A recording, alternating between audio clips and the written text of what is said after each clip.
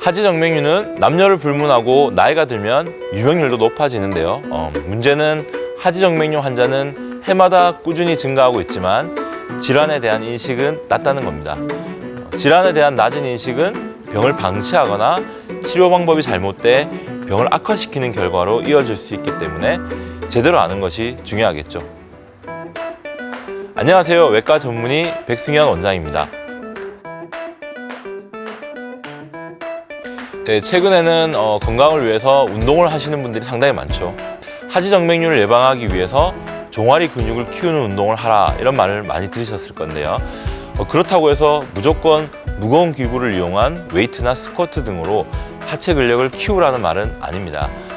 실제로 하체 운동을 열심히 하시는 젊은 분들이나 운동선수들에게서도 하지정맥류가 많이 발생합니다. 다리에 무리가 갈 정도로 한 번에 과도한 무게를 드시거나 단기간에 무게를 증량하는 것은 다리 건강에 좋지 않습니다.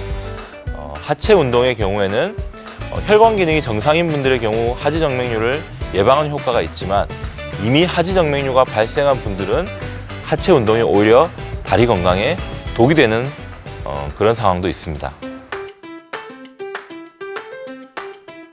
일반적으로 오래 서서 일하는 근로자들에게서 많이 생깁니다. 다들 아시겠지만 학생들을 가르치는 선생님, 뜨거운 불 앞에서 일하는 요리사나 근로자들, 수술방에서 일하는 의료인들에게서도 많이 발생합니다. 단순히 오래 서 있는 사람들이라기보다는 좁은 공간에 한 자세로 서서 일하는 분들에게서 많이 생깁니다. 하지만 한 자세로 오랫동안 앉아서 일하는 사무직 근로자나 학생들도 예외가 아닙니다.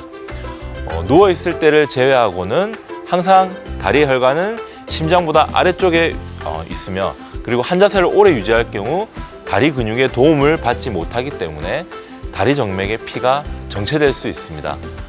오래 서 있는 직업이 아니라고 해서 하지정맥류가 생기지 않는 것은 아니니, 다리가 무겁고 붓고 시리고 저리는 증상이 있다면 하지정맥류가 아닌지 한 번쯤 의심해 보는 것이 좋겠습니다. 하지정맥류는 다리의 정맥에 있는 판막 기능에 문제가 생겨 심장 쪽으로 피가 잘 올라오지 못해서 발생합니다. 압박 스타킹은 발목 쪽은 압력이 세고 무릎 쪽으로 올수록 압력이 낮아지는 구조로 되어 있습니다. 하지만 스타킹을 신는다고 해서 하지정맥류가 완치되는 것은 아니고 증상을 조절해 주거나 하지정맥류를 예방해 주는 역할이 더 크다고 하겠습니다. 사우나나 따뜻한 물을 이용한 반신욕은 혈관을 확장시켜 다리의 혈액순환을 전체적으로 증가시켜 줍니다.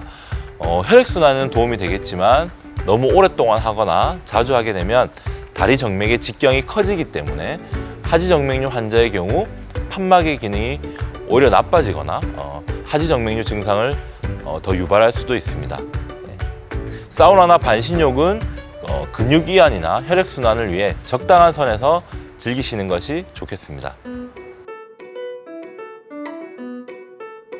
다리의 혈관이 울퉁불퉁 튀어나와 있다면 하지정맥류가 꽤 심해졌다고 판단할 수 있지만, 겉으로 나온 혈관이 없는데도 불구하고 다리가 무겁거나 시린 증상, 그리고 부종이 생긴다면 하지정맥류를 의심해 볼 수 있습니다. 부종의 경우 어느 정도 진행한 하지정맥류에서 발생합니다. 물론 하지부종의 원인은 여러 가지가 있기 때문에 하지정맥류 때문이라고 단언하기는 좀 힘들겠지만, 저림 증상을 동반함에도 불구하고 내과적으로나 척추에 특별한 질환이 없다면 하지정맥류를 의심할 수 있겠습니다. 하지정맥류는 눈에 보이는 미용적인 문제만을 해결한다고 오해하시는 분들이 있습니다. 실제로 튀어나온 혈관만을 치료할 경우 증상은 전혀 해결되지 않고 다른 부위에서 새로운 혈관이 자라나는 경우도 있습니다. 하지정맥류를 올바르게 치료하기 위해서는 하지정맥류를 발생시키는 원인이 되는 복제정맥에 대한 보다 정확한 진단과 그리고 그 후에 치료를 하시는 것이 중요합니다. 이전에 치료를 받았다 하더라도 치료가 미흡한 경우가 있을 수 있고, 일부 혈관을 치료했는데 치료하지 않았던 혈관에서도 병이 생길 수 있습니다. 하지정맥류를 수술해봤자 재발된다는 그런 편견이 있는데, 실제로는 정확한 진단 후에 적절하게 치료를 하게 되면 재발하게 되는 경우는 드뭅니다. 다만 하지정맥류에 대한 치료를 받더라도 직업적이나 환경적 요인으로 인해서 계속 다리에 무리를 주는 경우가 있는데요. 이런 경우에는 압박 스타킹을 착용한다든지 약을 복용해서 증상을 조절해주는 치료가 필요합니다.